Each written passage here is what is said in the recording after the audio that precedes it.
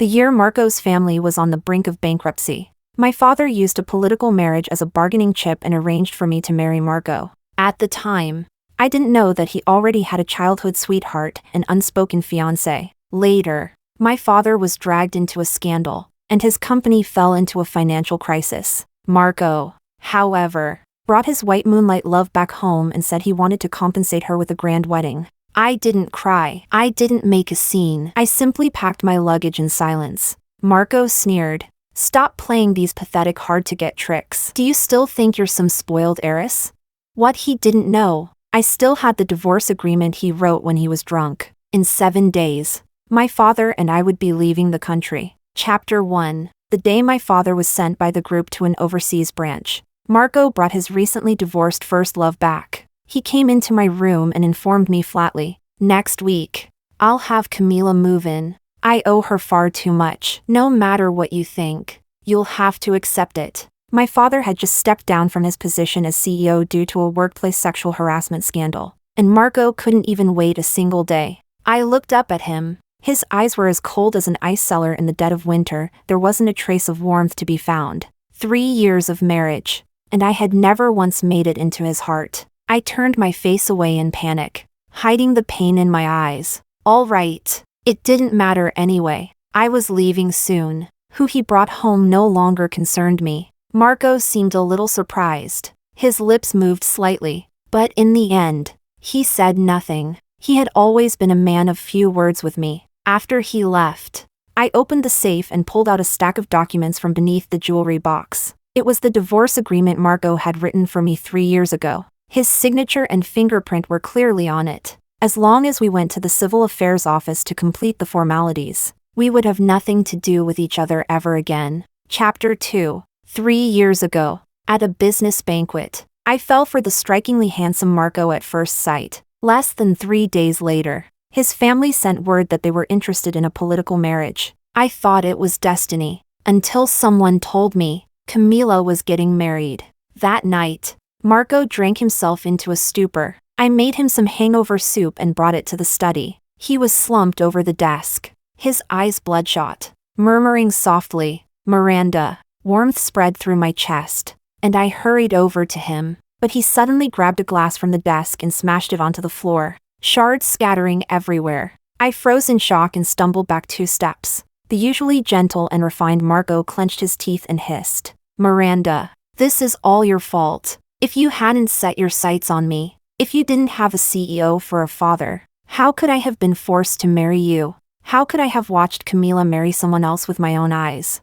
His voice was filled with resentment. So that was it. The happy marriage I believed in was nothing more than a fantasy I had imposed on myself. The suffocation in my chest wouldn't rise or fall. Tears streamed down uncontrollably. Marco swayed to his feet, grabbed a pen, and scribbled his signature and fingerprint onto a divorce agreement. Then he tossed the flimsy sheet of paper at me. Coldly, he said, "I want a divorce. I'm bringing Camila home to marry her." He was so drunk that he said things he never should have. I swallowed my emotions and said shakily, "You're drunk. We'll talk after you sober up." I bent down, picked up the paper, turned around, and closed the door behind me. My tears fell like broken pearls. Unstoppable, I returned to my room alone. The night wind was cold, yet it couldn't blow away my pain. The next day, after Marco sobered up, he returned to his usual polite and composed self. As for Camila, he never mentioned her again, nor did he ever bring up divorce. Chapter 3. I pressed that divorce agreement to the very bottom of my vanity drawer. I lied to myself, thinking, Camila has just gotten married, Marco and I still have a chance. But Camila's marriage was unhappy. 2 months ago, Marco personally hired the most professional lawyers to help her file for divorce. Feeling sorry that she was all alone, he brought her to Jiang City and settled her there. And now, he was going to let her move into Marco's house. I was in the middle of taking stock of my assets when Marco walked in with Camila. When we got married, my father had given me a dowry worth 80 million. Now I needed to itemize everything, convert it into cash, and help my father's company survive the crisis. When Marco pushed the door open, I turned off my phone and stood up. He said, "Camila wants this room. You move out." His tone was cold, leaving no room for discussion. After marrying Marco, he often worked late into the night. He said he was afraid of disturbing my rest and deliberately had me move out of the master bedroom, because this room was the closest to Marco's bedroom. The balcony was full of flowers, roses he had planted with his own hands. On the terrace stood the swing we had set up when we were newlyweds. Camila hid behind him, cautiously peeking out. Her eyes, filled with envy, looked around everywhere. I looked up and, for the first time, refused him. No, the house is huge. It's not like there's nowhere else to live. Why must it be this room? She tugged lightly at Marco's sleeve, looking somewhat aggrieved. Marco's face darkened. Because Camila likes it. These roses were meant for her in the first place. So, this place had been prepared for Camila from the very beginning. Camila smiled at me. Her smile was gentle, like the roses blooming on the balcony. I stared at her. Marco immediately pulled her behind him, his voice icy. Move out today. Be sensible. Don't embarrass everyone. I lowered my eyes and replied softly. All right. My father had fallen from power, and his company was in crisis. My strongest support was gone. Marco no longer needed to be polite to me. Before evening, I moved into a remote guest room. Then I took out the jewelry and designer bags Marco had given me and went to a luxury resale store to sell them. I had bought many things there before, so as soon as the sales associate saw me, she smiled and led me into a VIP room. I laid the items out one by one on the table. The first thing that caught my eye was the diamond ring he had given me when he proposed. Back then, he was deep in a bankruptcy crisis and spent all his savings to buy me the small yet exquisite ring. The second item was the Cartier bracelet he bought for me after his company went public. The third was the Tiffany necklace he gave me to apologize after losing control while drunk. I loved wearing that necklace when I went to see him. The crystal pendant sparkled under the sunlight, and he would smile and pull me into his arms. He would say I was lively and adorable, different from those stiff, reserved girls. Chapter 4. The sales associate widened her eyes. Weren't these all gifts from Mr. Marco a few years ago? You really want to sell them? Yes, I said, I really do. She carefully examined the jewelry and bags and finally quoted me a price. I nodded in agreement. After receiving the money, I turned to leave. Outside was lively and bustling. I heard Marco's indulgent voice nearby. Do you like this necklace? Camila answered shyly. I do. Without another word, Marco swiped his card and bought it. As he paid, he looked up and saw me, surprise flickering in his eyes. His gaze fell on my empty finger. The diamond ring I never took off was gone. Marco put down the bank card, grabbed my hand, stared straight into my eyes, and asked, Miranda, where's your ring? I turned my head away, avoiding his gaze, and lied. I didn't wear it. His face darkened, his grip tightened, making me wince in pain. Camila hurriedly held his wrist. Marco. Only then did he seem to wake from a dream. He let go and smiled dazedly at her. I lost my composure just now, under the strange looks of the people around us. I left alone, on the sixth to last day before my departure. I was alone in my room organizing documents. My mother-in-law called me over, urging me to hurry up and move out of the house. I made an excuse that I still had things to do and declined politely. Her expression changed instantly as she scolded me. You've been married for 3 years and there's no movement in your belly. Are you really going to forbid my son from finding someone else? I lowered my head and answered. Of course he can. He just needs to agree to divorce me first. Marco marrying his first love had nothing to do with me. After all, the divorce agreement was already signed. All that was left was to go with Marco to get the divorce certificate. I couldn't be bothered to argue. I brushed her off perfunctorily and blocked her words. On my way back to the room, I ran into Marco again. He was wearing a white shirt, handsome and upright, accompanying Camila for afternoon tea on the terrace. She wore the newly bought diamond necklace, smiling as she poured coffee for him. As she bent down, the necklace refracted dazzling light in the sunlight. Steaming coffee was poured into fine bone china cups, and their gazes intertwined through the mist. He always said he was busy with work, staying in the office all day. He had never done anything like this with me. I turned away quickly and hurried back to my room. My thoughts were in chaos. I couldn't focus on the documents in my hands at all. That love at first sight in my youth had trapped me for 3 whole years. Now I finally saw clearly. Marco was just going through the motions with me. With Camila, it was real love. I stared blankly at the documents until my secretary, Jessica, delivered the asset inventory report under my name. Madam, everything has been checked. Aside from the portion originally invested in the company, a few pieces of jewelry are missing. I suddenly looked up. Which ones? Chapter 5. Back then, my parents gave me too much dowry. I couldn't remember every single item. Jessica said, a diamond necklace, a wedding dress. A diamond necklace? I remembered seeing one around Camila's neck. I barged into Camila's room. She was standing in front of a full-length mirror, trying on the wedding dress my mother had designed for me with her own hands. Her wedding with Marco was in 6 days. Far too rushed. I suspected Marco had already arranged everything in secret long ago. I just didn't expect she would dare put on that one-of-a-kind wedding dress. I was shaking with rage. I strode forward and grabbed the hem of the gown. The delicate lace and pearl embellishments tore loose under my fingers, scattering across the floor. I yanked hard, until the fabric let out the sound of ripping. She curled up in pain, forced to bend over. I'm sorry, I'll take it off right now. I clenched the dress in my fists, staring at her coldly. Camila stumbled and fell to the floor in front of the mirror. The gown was a mess, its skirt torn open in a huge ragged chunk, pearls and lace littering the ground. In her disheveled state, she looked up at me with tears in her eyes. Miranda, if you wanted me to take it off, you could have just said so. Why did you have to lay hands on me? I kept my face icy and nudged her with the tip of my shoe. You stole my wedding dress and you still dare talk back? She lowered her head and only cried, like a fragile little innocent flower who'd been wronged. Footsteps suddenly sounded behind me. Marco stormed in, shoved me aside, and swept Camila into his arms. I staggered back 2 steps, instinctively bracing myself against the vanity beside me to keep from falling. The wedding dress slipped from my hands to the floor, already ruined beyond repair. He looked at me, his eyes full of disgust and unfamiliarity, as if I were a stranger he'd never met before. Miranda, I told you, I'm only trying to make up for what I lost back then. Why are you making things hard for her?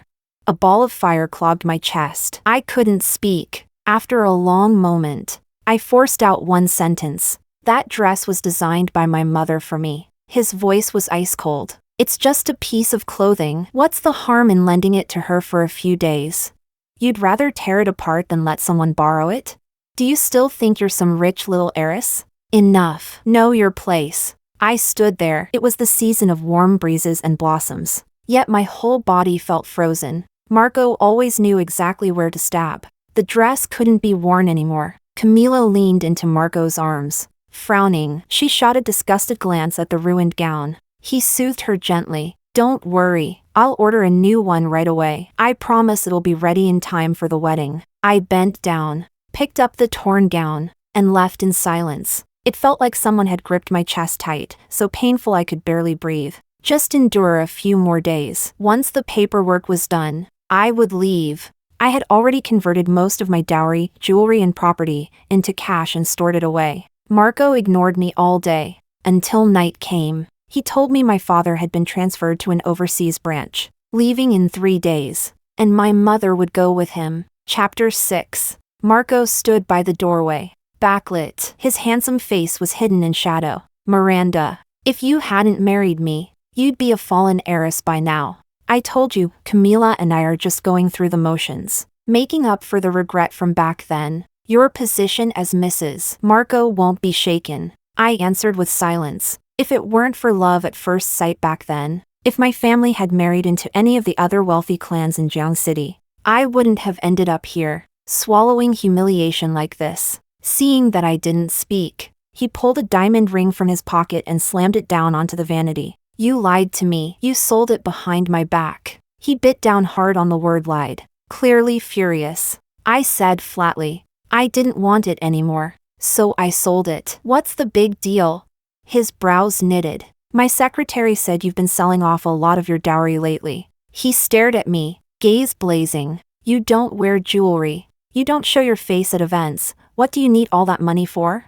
I met his eyes calmly. My father's been transferred. Overseas is far. We'll need money for everything. That part was true. Marco then took the items I'd sold and tossed them onto the vanity one by one. Jewelry clinked sharply as it struck the surface. His expression was storm dark. Everything I gave you, you sold it. Miranda, are you doing this to spite me?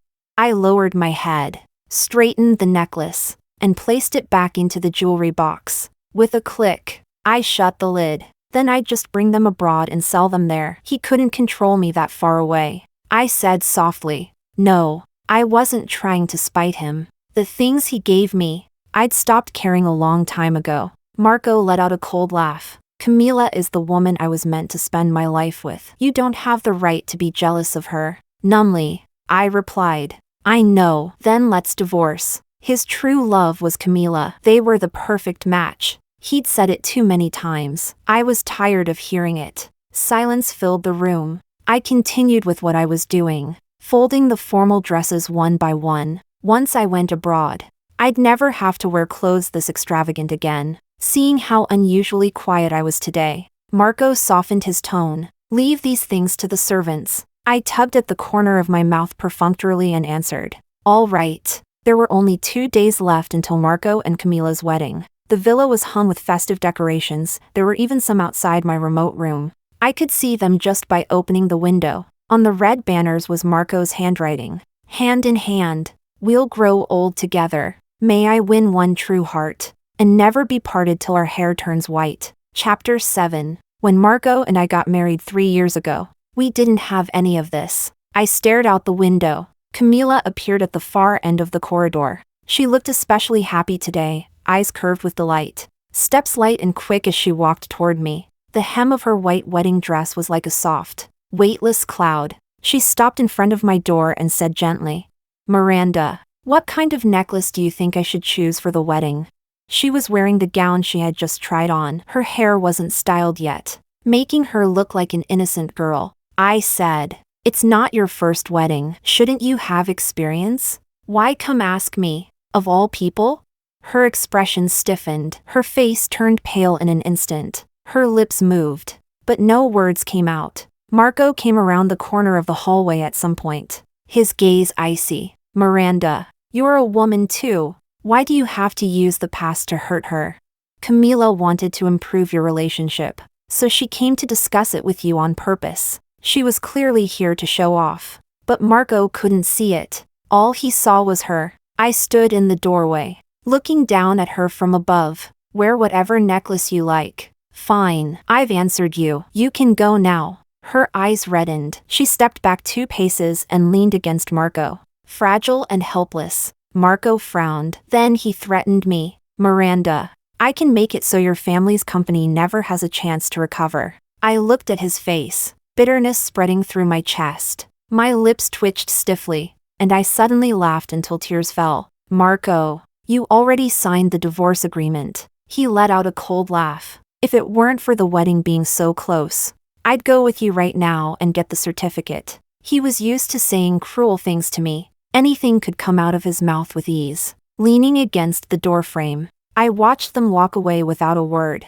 Camila looped her arm obediently through his, her face glowing with happiness. The crystal chandelier in the corridor cast a gentle light across their profiles. They looked perfect together. I took a deep breath. After steadying myself, I said to the servant beside me, have the car ready. Tomorrow, I'm going to the Civil Affairs Bureau. I returned to my room, took out the divorce agreement from the drawer, signed my name, and pressed my fingerprint. In one smooth motion, with both signatures and fingerprints, the procedure would be finished quickly. Now that my family had fallen, it was only natural for Marco to want to cut ties with me. The staff at the Civil Affairs Bureau didn't ask much. I also transferred my household registration back to my parents' family. By the time I finished everything and returned to the villa, it was almost noon. Tomorrow was the wedding. The entire villa was bustling. No one had the spare attention to care about me. I went back to my room and organized what I would take with me.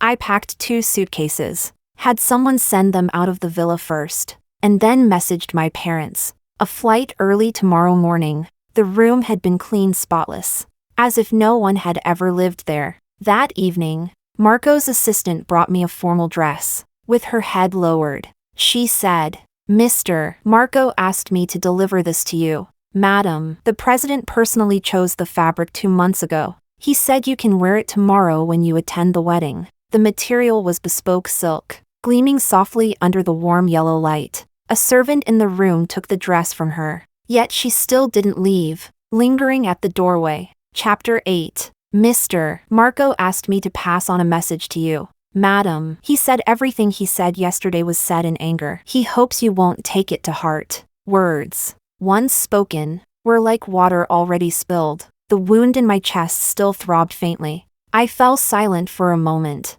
then simply nodded to show that I'd heard her. She lifted her head cautiously and asked in a soft voice, "Madam, is there anything you'd like me to tell Mr. Marco?" The night wind was cold, making my eyes sting. I replied slowly, "No, you should head back early and report in." She left quickly. That night, I tossed and turned, unable to sleep.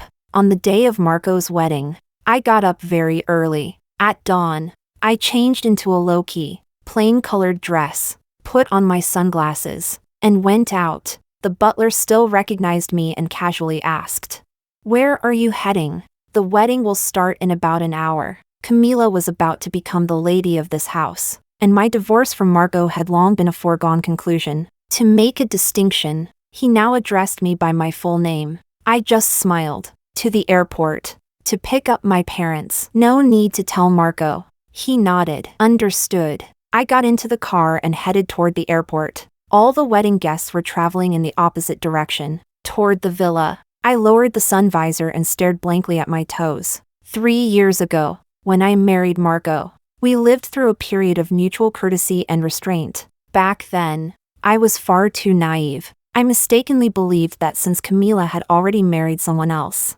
and Marco had chosen me, our marriage could last. I naively thought that sincerity would earn me his response, until a year ago, when Camila suddenly contacted him. After marrying me, the group's performance soared, and its market value multiplied several times over. I loved him. My father supported him. His career flourished. His future shone bright. He was even more high-spirited than when he first succeeded as an entrepreneur. But his white-moonlight love was not doing well. After marriage, her husband kept a mistress. She lived in pain every single day. Only 25 years old, she was mentally and emotionally exhausted, growing thinner by the day. Unable to bear it anymore, she turned to her childhood sweetheart for comfort. Message after message filled with affection. Phone call after phone call soaked in tears. Yet the two lovers were separated by distance. Fate was cruel. She was the one who should have been Marco's wife. They should have gone from school uniforms to wedding gowns together.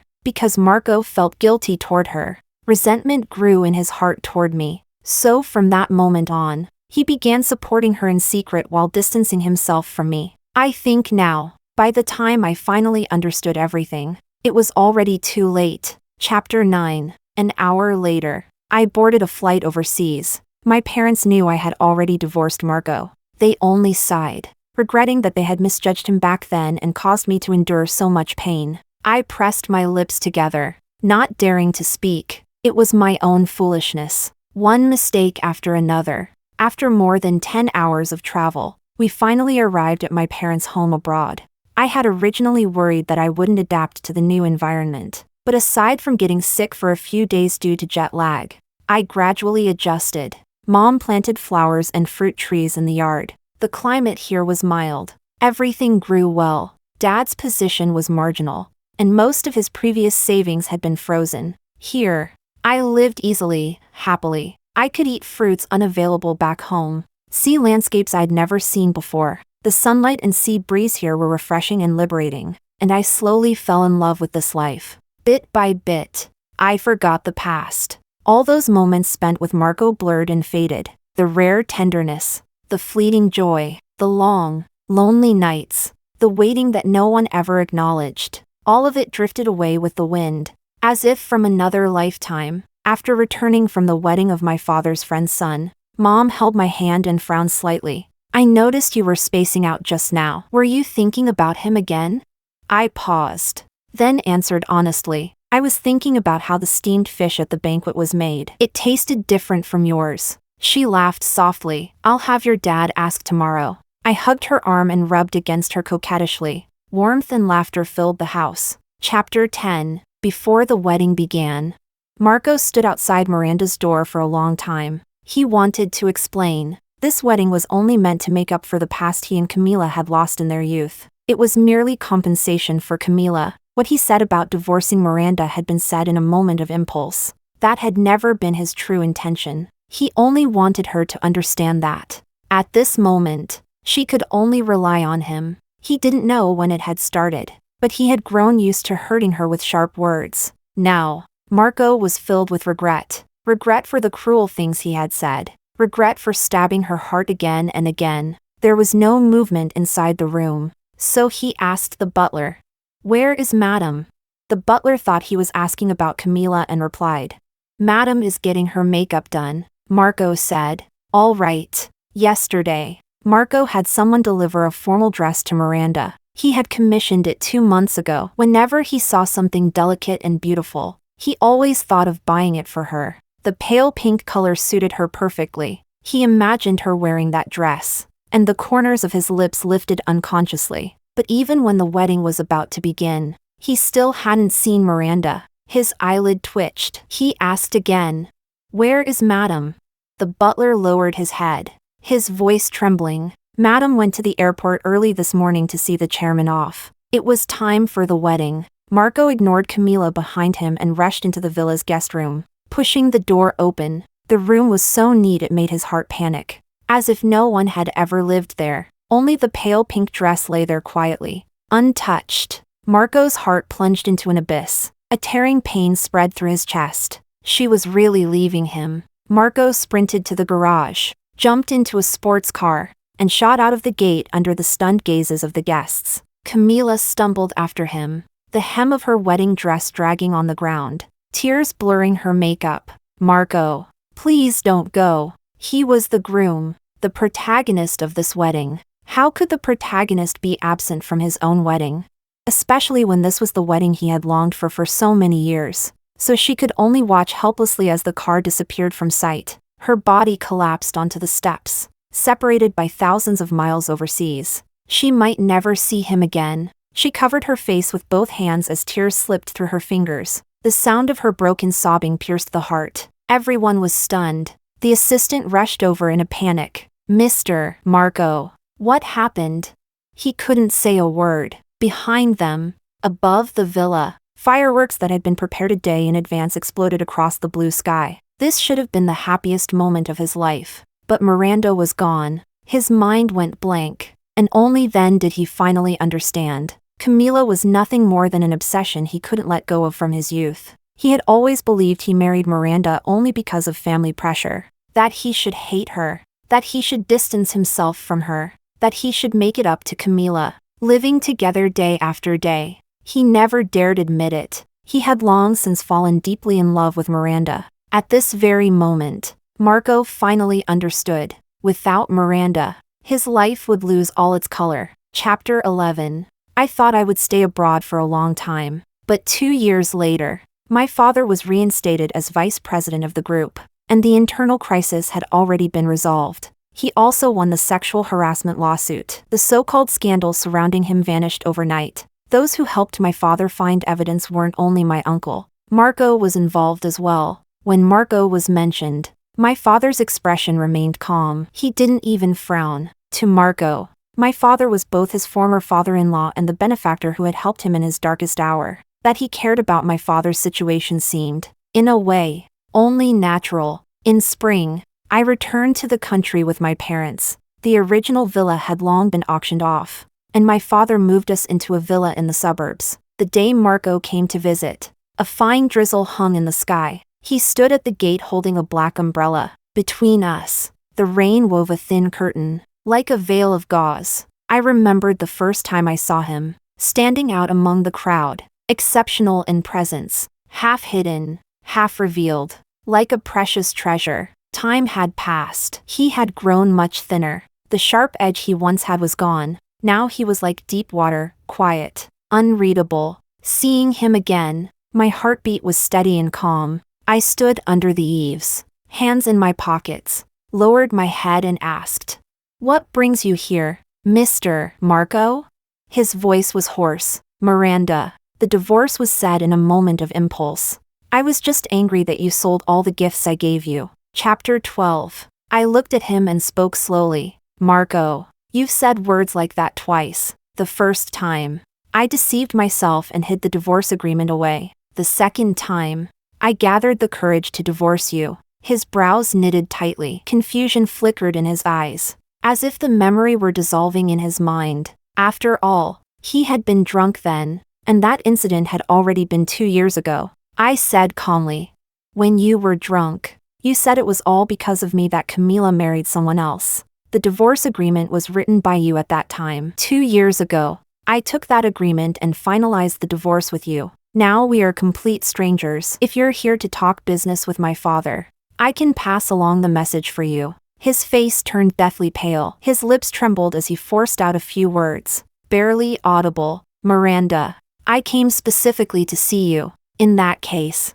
there's nothing to talk about." I took a few steps back and closed the door. With that door, I shut out the entire outside world. The security guard later told me that Marco stayed outside all night, standing there without leaving, until Camila came to look for him. On the third day after my return, it happened to be the day of a charity auction hosted by a friend in our circle. I accompanied several familiar wives from the social circle to browse the exhibition. Camila was mixed in among the crowd as well. She looked gloomy, wearing plain jewelry, shrinking alone into a corner. No one wanted anything to do with her. Back then, Marco had made a huge spectacle of bringing her back home. Everyone knew. Her involvement in another person's marriage was no longer a secret. People around her avoided her, whispering privately, calling her a mistress who had driven me away. At such a formal event, she could only endure the cold stares alone. I paid her no attention and focused on the tiramisu in front of me. One of the ladies leaned over and muttered in my ear, "From the wife of a spoiled rich boy to a high-level executive's wife, what more could she possibly want?" I thought for a moment, then said, "Perhaps what she wants isn't just that." I handed Mrs. Lynn a macaron. She sat down and had afternoon tea with me. The sweet aroma of desserts spread through the air, adding a hint of warmth to the auction. That lady couldn't sit still. After a couple of bites, she ran off to take photos. At that moment, Camila quietly approached, her voice full of resentment. "Miranda, all of this is your fault." I looked mildly puzzled. So now it's my fault again? I may be young and healthy, but I can't possibly shoulder this many responsibilities. She went on. "If you hadn't married Marco back then, I could have been with him 5 years ago. I wouldn't have suffered so much, and he wouldn't still have you in his heart. And we wouldn't have ended up like this today, exhausted and sick of each other."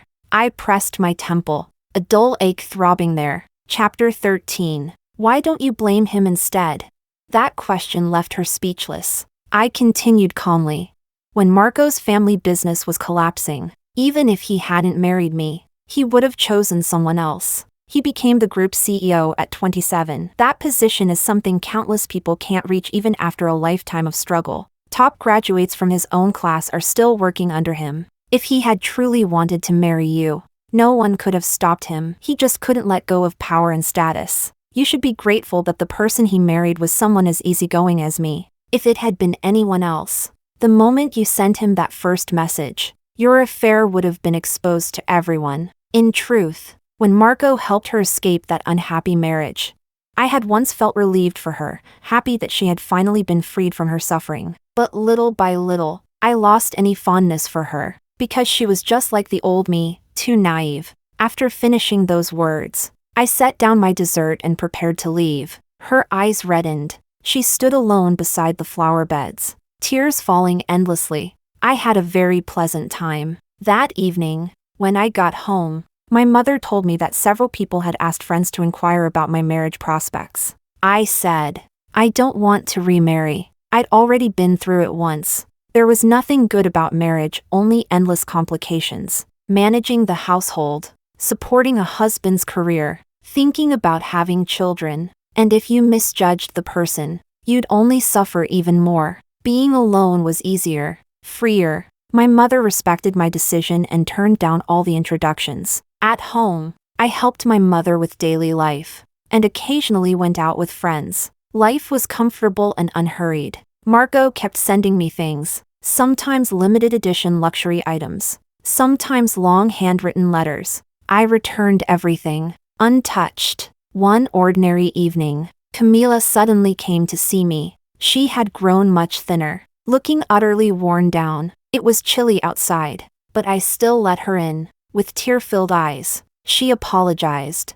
I really was too foolish before. Back then, I wronged you. I remained calm and handed her a pack of tissues. She said Marco was only keeping her financially. He often didn't come home, alone in that mansion, ignored by everyone. She felt suffocated every day. Back then, Marco hadn't kept his promise to marry her. Now, he treated her with indifference as well. Sobbing, she said, "I hate him so much." I rested my chin in my hand and listened, unsure how to judge that relationship. As long as she didn't shift her resentment onto me, it was fine. Camila seemed to have been holding it in for a long time and poured everything out. I grew drowsy listening to her.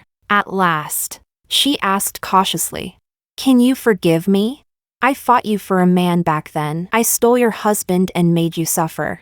I really know I was wrong." I thought for a moment, then replied, "Whatever. When you fix my wedding dress, I'll forgive you." Chapter 14. Half a year later, Camila returned my wedding dress. The torn lace had been replaced with something even more delicate. The tiny pearls had been resewn one by professionals she hired. Every bit of damage had been restored. That was good. At least during those 6 months of repairing the dress, she wouldn't be too bored. She wouldn't spend all her days obsessing over whether Marco loved her or not. During that time, 2 major things happened. First, the woman who falsely accused my father of sexual harassment was sentenced, and my father returned to his position as CEO. Second, Marco made a disastrous decision. The board unanimously demanded his resignation, and he was transferred to the Southern Branch office. I wasn't surprised. From the moment he entered the business world, his rise had been too smooth. That kind of success easily breeds complacency, carelessness that leads to a hard fall. Before leaving, he came to see me again. Just like in the beginning, I stood on the marble steps of the mansion, looking down at him. He stood below, his posture restrained. Looking up at me, he said, "I'm going to Yicheng. I might stay there for many years. Does that count as atonement?" I didn't like hearing it. "No, you ended up like this because of your own poor decisions. It has nothing to do with me." I turned and left. Camila was about to follow Marco south. Here, she was alone and isolated. I was the only one who came to see her off. She sat in an ordinary business car, rolled down the window, and looked at me. The light in her eyes was dim. I knew what she was worried about. Yicheng's branch had long been rumored to be a dead end. Once you went there, it was hard to ever come back. This departure meant an uncertain future. I comforted her softly. "Don't worry too much. Yicheng is actually quite nice. There's lots of fruit there, really good ones you can't find up north." She curved her lips into a small smile. Her gentleness and brightness reminded me of how she looked when we first met. Tears slid down from the corners of her eyes again. "Thank you, Miranda." I stayed in North City, studying, continuing my education. I earned an MBA and also learned flower arranging and oil painting. My father didn't stay at headquarters forever either. Later, he voluntarily applied to work at branch offices. I assisted him and traveled with him from place to place. Seeing all the prosperity of the country, I would never again get entangled in trivial matters. Marco achieved some success in Yicheng as well, but we never met again. Years later, I received a message from Camila. After 10 years of marriage with Marco, she chose to end it. She was different from me. She had no family backing and could only rely on Marco at first. She had always been smart, using Marco's resources. She quickly learned how to do business. Once she had her own career, she finally found the courage to leave the past behind and start an independent life. I thought, this was good. The road ahead is still long. We all have a chance to begin again.